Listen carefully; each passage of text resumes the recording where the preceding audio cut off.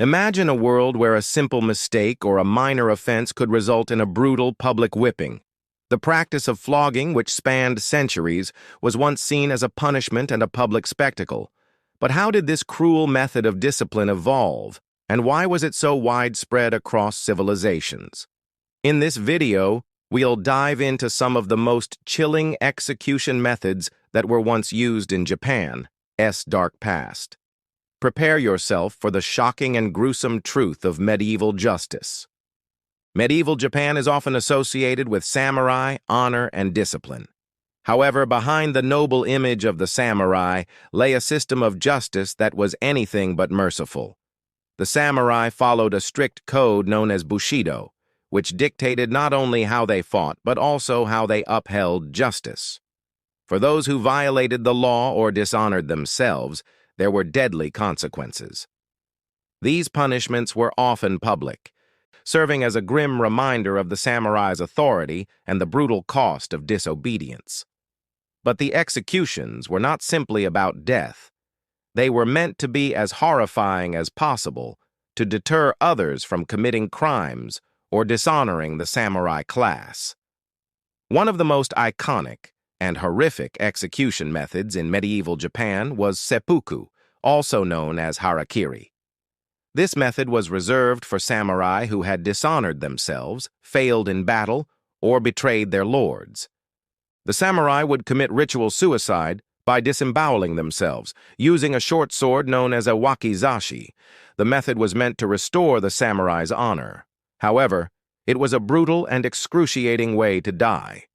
The person committing seppuku would stab themselves in the abdomen, slicing open their stomach, and in most cases, this would be followed by a decapitation by a second, known as the kaishakunin, who would execute a quick blow to the neck to put an end to the suffering.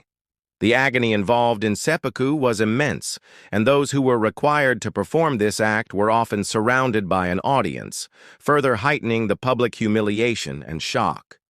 In some cases, the samurai could opt for a slower death by bleeding out if the executioner was not quick enough. The horrific nature of this method was designed to remind everyone that the samurai were held to a higher standard, and failure came at a terrible cost.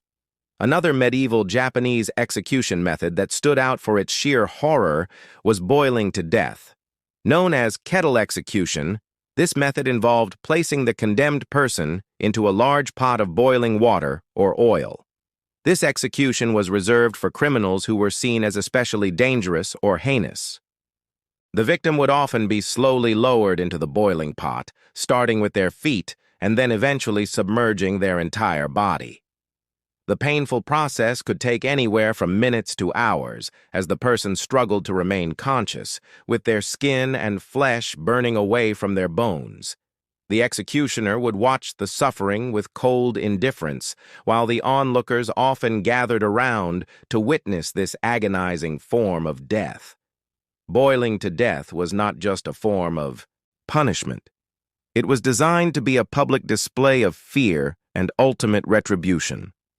In medieval Japan, crucifixion was another gruesome method of execution that was used for the worst criminals. While this form of execution is more famously associated with ancient Rome, it was also practiced in Japan, albeit in a modified form. The condemned person would be tied to a large wooden cross, and their body would be left to rot in a public place as a form of both punishment and deterrence. In some cases, the person would be impaled with long spikes through the body, causing slow, painful death. Crucifixion was reserved for criminals who had committed treason or the most heinous crimes, and it served to humiliate the victim while sending a chilling message to the rest of society.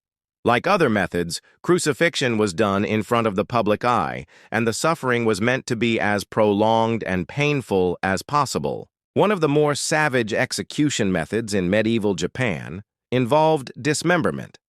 This was not just a simple act of killing, but a brutal process designed to exact as much pain and suffering as possible. Tying and dismemberment involved the condemned person being bound to a pole or structure where they would be torn apart by different methods. The person could be hacked to death with a bladed weapon, or in some cases their limbs would be cut off slowly, allowing for maximum suffering before death. These dismemberments could take hours, with the victim often left to bleed out while still conscious. This form of punishment was commonly used for those accused of rape, murder, or betrayal, particularly when the crime was seen as one that posed a threat to the social order or imperial rule.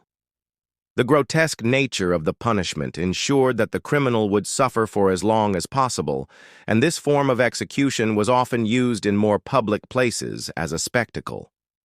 The use of such horrific execution methods was not only about the physical death of the criminal, it was also about the psychological effect these executions had on the population.